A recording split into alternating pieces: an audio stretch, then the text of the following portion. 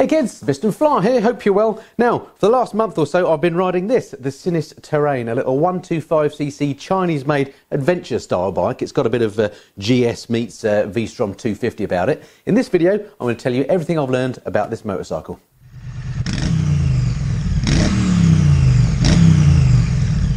So the Sinnis Terrain then, a bike that's probably in a class of its own in that it's a 125cc adventure style bike, because I don't know of any other adventure bikes that are 125. So quite brave of Sinnis to come out with this, I think. It's probably genuinely a bit of a styling exercise, but it is a practical and fun bike, and I've quite enjoyed riding it for the last few weeks. So in this video, what I want to do is tell you everything I've learned about the bike. So the good and bad points, I've done some analysis on the cost of ownership, how much one of these is going to cost you to keep in the garage, and I've ridden it on all sorts of roads in all sorts of conditions, and I want to share that with you in this video. So if you're interested in this style of bike, stick around and stay tuned. So what about around town and in the urban environment then on the Sinnis? Well, I'd say that's really where a bike like this comes into its own. It's so lightweight and flickable, you can just chuck it about and weave through traffic situations like this very, very easily indeed. You've got this, well, you're sitting upright, so you've got a good view over and around traffic, so you can sort of work out what's happening ahead. Mirrors work well, so you've got good situational awareness around you. And yeah, I'd say this is probably the best environment for this bike actually, despite its rugged off-road looks. If you're going to be doing a bit of short range commuting, or indeed if you live in a town or city, then this bike is perfect. Even though it has the panniers on it, they're not so wide that they stop you filtering and getting through gaps, but you do have to be aware of them. But yeah, thumbs up for the Sinnis Terrain in the urban environment.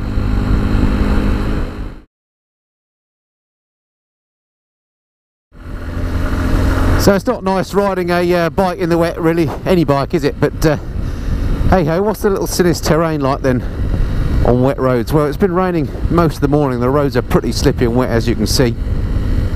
Unfortunately, the little Sinnis isn't blessed with anything by the way of any electronic aids or anything like that. So it doesn't have ABS, so that's going to help you out in wet roads. It doesn't have riding mode or anything like that, so there's no rain mode to help you out. And the back brake, which is linked to the front one, when you put it on, it's quite grabby at the front. So if you put it on too sharp, you do risk locking up the front wheel in the wet, which isn't so good. I haven't done that actually because I'm aware that the that back brake is a bit grabby. Well, the back brake lever, the back brake itself isn't, because it actuates the front brake as well, if you follow what I mean. Anyway, so there's that to be aware of. Just be careful on the braking. And then the other thing is the tyres on here. They're made by a company called, I think it's CST. Never heard of CST before, and looking at the writing on the tyres, I see that they're just marked as nylon, so they're not even made out of grippy rubber as I would know it. So again, I think if I were to be regularly commuting on it, I might change the tyres out for something a bit more known. Again, I've not had an issue. I've just been here riding on the bike for the last 30 minutes in the wet. I've not had any moments, but I've not been thrashing the bike. I could imagine if you you know, went round a roundabout that was wet and had a bit of diesel on it or something, and you could get into some trouble with these tyres. So with those caveats in mind, the bike rides absolutely fine in the wet. Just take it easy, don't push.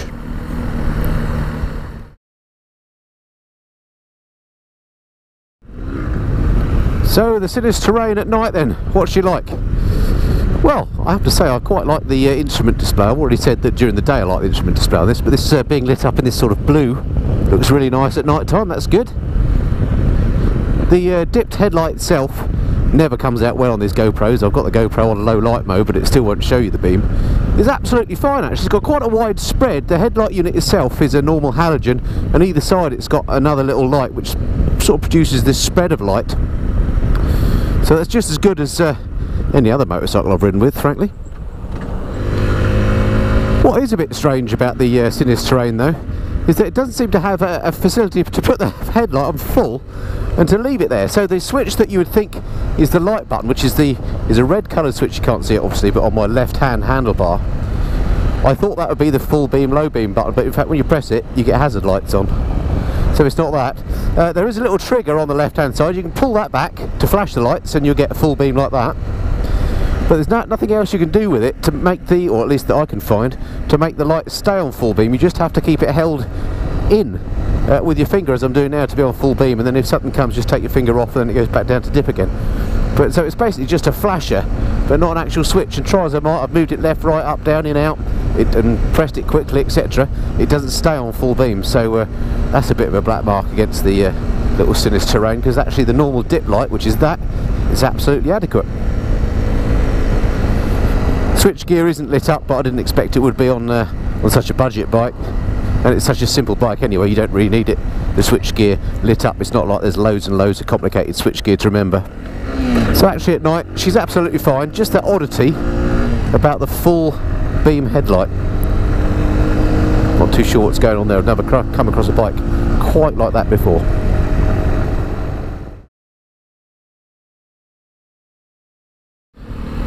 Now in normal circumstances I wouldn't advocate going on a motorway on a 125 of any type, but just for the purposes of this test and to see how the terrain does on faster roads, I'm just going to do one junction on the M40 and see how she feels at higher speeds.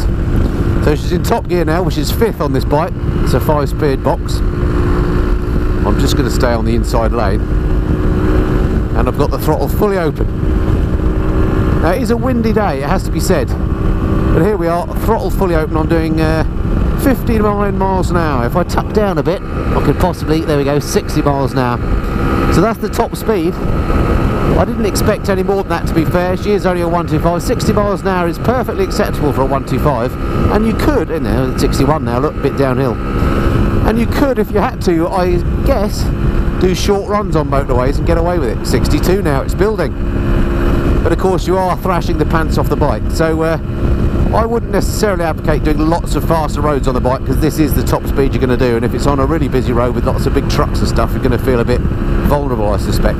It's also quite a windy day today, as I say, and I'm feeling the bike being moved around a bit. But just ignoring the speed angle and the power angle for a moment, what about wind protection at higher speeds? Well, this little screen, actually, it's not adjustable or anything. It looks cute, and it does a surprisingly okay job. The wind coming off the top of this actually is going over my helmet. I'm only 5'8", and I'm in a bubble of calm behind here. There's not much of a frontal area in terms of fairing, so I'm getting some wind hitting me around the sides of it, on the shoulders and on the legs, but it's not too bad. So wind protection wise, it seems pretty good. And yeah, if you had to go on faster roads once in a while, the bike is quite capable of it, but I'm flat out still. I've been flat out the whole time I've been doing this little section. You're going to be hovering around the 60 mile an hour mark max, so just be warned on that. You wouldn't want to be doing, you know, 20 or 30 miles on a motorway. 5 miles, yes. 20 miles, forget it, I think.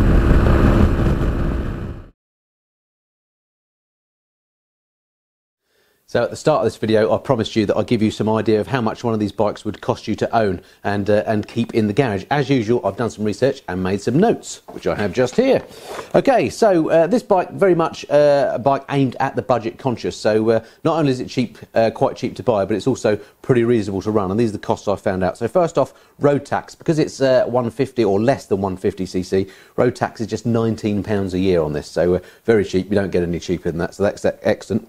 Insurance. Went to my friends at Principal to get a quote as usual, just an indicative one based on my situation, living where I do, with my no claims bonus, with my age. So just treat this, you know, with a pinch of salt. It's what I would get a quote for this bike. They said £82.88 per annum with £200 excess, so very little indeed on the insurance. And then servicing wise, spoke to the guys at Sinnis about what the servicing is on these. It has a 625 mile running in check, and then it's serviced every 1,250 miles. So a very short service interval on these, 1,250 miles. So that's a bit of a surprise.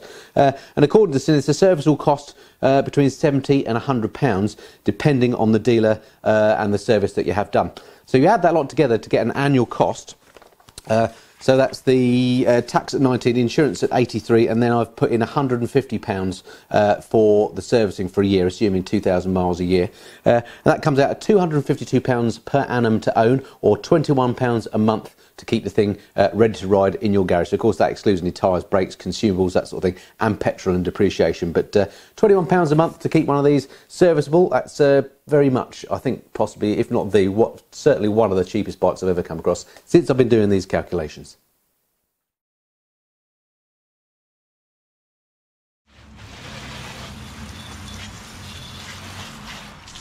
So I think, without a doubt, adventure-style motorcycles are by far the worst to clean, and the Sinnis Terrain definitely falls into that category. These sorts of bikes tend to have lots of scaffolding, nooks and crannies, quite hard to get at, so it does take a bit longer to wash and dry than a properly fed, say, sports bike, for example, but if you do it the right way, it comes out looking really good.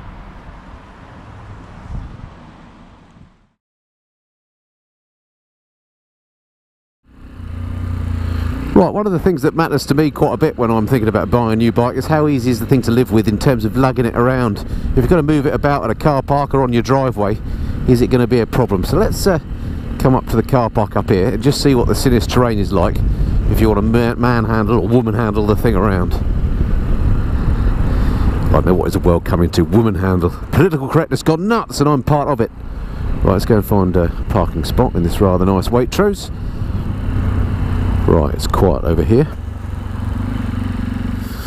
Right, slap bang in the middle of a parking spot. Find neutral. There we go. Stand down. Okay, so here she is, the Sinnis Terrain. What's good about this in terms of lugging about, you've got plenty of things to grab hold of, so that makes it easy. It is physically a relatively large bike, but not super huge, but as I've mentioned before many times, it's really light, so grabbing hold of it and moving it around, just not an issue at all. If I do, let's come out here, do full lock. Turning circle seems really good. There's a van in the way there, unfortunately, but if the van wasn't there, I think I could probably get round into that next space, no problem. Turning circle is really nice and tight, but really easy to move around thanks to those grab handles, no problem at all. So yeah, if you're somebody who's you know, quite lightweight, short in stature, or maybe female or young, whatever, then you won't have any problems moving this bike around. It's just completely unintimidating in that respect.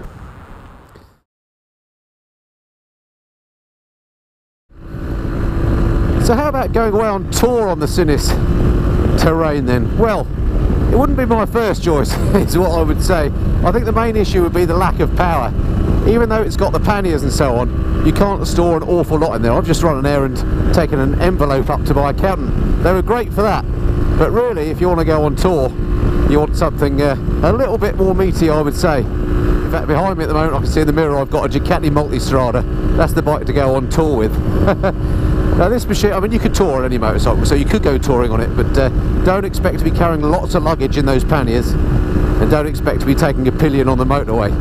It is the lack of power that's the main issue on this bike with regard to touring. But for a day out in the countryside like this, perfectly nice enough.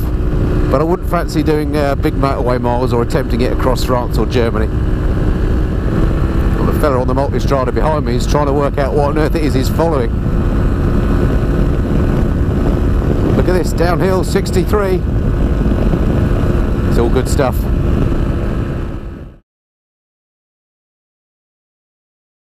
So at the start of the video, I promised you that I'd give you the lessons that I've learnt riding this bike over the last month or so, the pros and cons of the bike. So let's start with the negative points. Once again, I've made notes so I don't forget anything. First thing, in no particular order, and this is something that's I've come across before on Chinese-made bikes, and indeed some Indian ones, Royal Enfields do this as well. You can't run the bike on its side stand, even when it's in neutral. So that's just a bit of a nuisance, I find that. It's not a big deal. The thing has got a centre stand, which is actually a great thing. Not many bikes have centre stands. So if you put it on the centre stand, you can run it. So you can still run it and warm it up if you want to on the centre stand. And because it's a light bike, it's very easy to get onto the centre stand. So that's one thing. Next thing, the panniers. They look quite interesting. In actual fact, they've got very little storage space in them, particularly the side panniers. The top case, not so bad. But the thing I don't like about them is that you do need to get the spanners out to remove them. So you've either got them on or off the bike, or you've got to carry a spanner around. So that's a bit of a nuisance. The brakes was the next thing I mentioned. The back brake, very grabby on the front. Now, because it's a 125cc bike under EU rules, or European rules, I should say, it doesn't have to have ABS when it's a 125, but it does have to therefore have linked brakes. So this bike obviously complies with the regulations. It has linked brakes, but that has the effect of when you put the rear brake on, it applies the front brake a little bit as well, and I find it a bit grabby when you do that, which is very, very strange. So you get used to to it, but it's a bit curious that you know, you apply the back brake and actually it gets grabby at the front, something I found. Another thing to mention is, again, common with all 125s, not necessarily just this one, but it's not for motorways. If you go on a faster road, you're going to quickly run out of puff. It's good for, you know, 60 miles an hour if you absolutely thrash it, but if you've got a load up or a heavy, you know, a headwind, you're going to have trouble keeping up with motorway traffic. So I you know, recommend you avoid those unless you've only got a very, very short bit. Okay, for maybe if you're commuting and you've got a short bit of dual carriageway, but don't bargain on doing long stints on motorways on the bike.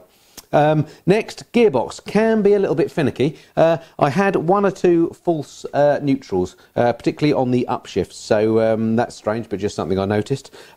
Next, negative, Chinese stigma. As I mentioned, it is imported by Sinnis in this country, but it is built in China, and for some reason people have a negative view of those. I personally have ridden a number of Chinese bikes, some better than others. This one is one of the better ones I've ridden. Really like this. It's built in a factory in Zhongshan, which is the same factory that builds parts or engines for Suzuki, and some BMWs are made as well. So those guys know how to make bikes. I don't think this has got, you know, this bike is not, doesn't feel like it's built to a remarkably cheap price. It's no worse quality than those other bikes that I just mentioned, I promise you that. Or certainly not since I've been running with it anyway. Next one, a bit like the point regarding motorways, it does run out of steam going uphill. Flat out going up a hill, I found the speed drop down to 45 miles per hour. Or conversely, when I was going down the same hill, it went 68, nearly 70 miles an hour. So you take the rough with the smooth, but yeah, not great going uphill. Thing I mentioned in the cost of ownership, service intervals at 1,250 miles. That's just quite short in my experience for motorcycle servicing. It is, I'm informed, exactly the same as Peugeot scooters service schedule, so it's maybe not that unusual, but I hadn't come across that before. And then last but not least, when I was doing the night section, I said there was no dedicated switch for the full beam. Well, I spoke to Sinnis about that since, and in fact there is. It's just an issue with this particular bike. This is a press bike that's been loaned around a bit, and it has actually, before it came to me, it had a drop, and I noticed there's a scratch on the pannier guard here, and in fact the button, the light switch, has been broken off. I can see where it should go, but it's not there, so they just forgot to replace it before they gave it to me. So I mentioned in the night bit there was no dedicated switch for main beam. That's rubbish. Of course there is, just not on this particular bike. So there we go, there's that one. All right, that's it for the negatives. Let's move on to the positives.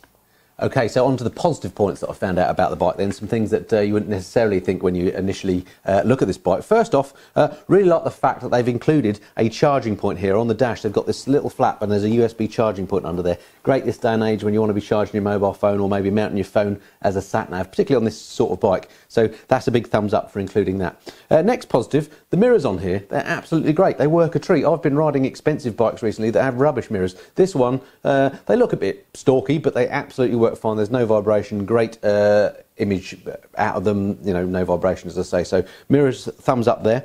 Next thing, instrumentation. Generally, I find the instrumentation on here great. This little LCD panel, it's supplemented by an analog rev counter. It's got absolutely everything you need on there, including gear position indicator and proper fuel gauge. Many bikes don't have that stuff. So again, thumbs up to Sinnis for making sure that it's got a proper instrument binnacle, so that's good. Next thing on the plus side, the ride on it is very comfortable. This seat on here, nice and padded, nice and comfy. You can genuinely ride this for, you know, several hours. You'd have no discomfort. I've come across far more expensive bikes with much lesser seats, so comfortable ride. Economics, as I mentioned before, it's a great bike in terms of it's cheap to buy and run. More of that on the cost of ownership section.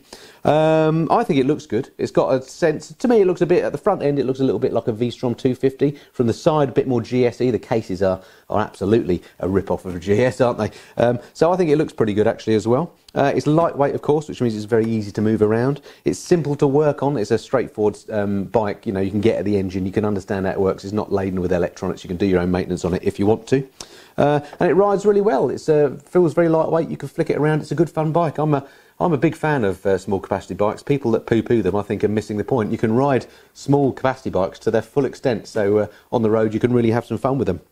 Finally, on the positives, it's just worth noting that from January 2019, all the Sinnis range will come with an AA parts and labour warranty. So that means a full 1 year of roadside AA assistance, home start and relay from anywhere in the UK, and that makes Sinnis the only company that will have that sort of partnership with the AA. So that's if you're a little bit worried about reliability because of the Chinese thing, I personally don't think you need to worry about that too much, but if that is a concern, then as of 2019 January, then as I say, you get that AA cover as well thrown into the price, which is an excellent thing. Alrighty, so there we have it. That's the pros and cons of the bike. Okay, so that's my in-depth summary of the Sinnis Terrain. My overall sort of impression of it is that it's one of the better 125s that I've ridden. I've really enjoyed having it. It's been really fun to ride, light and flickable, practical. You can carry stuff in it as well. So if you're using it as a sort of a local errand machine, just to grab out the garage and go down the shops, which is the sort of thing I've been using it for, it's absolutely perfect. Or indeed, if you want a cheap to run commuter bike and you're not doing motorway or dual carriageway work, then this is well worth considering. Cheap to buy, frugal to run. Thumbs up from me on the Sinnis Terrain. Okay, hope you've enjoyed that, and look forward to speaking to you next time. Until then, this has been Mr. and Fly. Cheerio.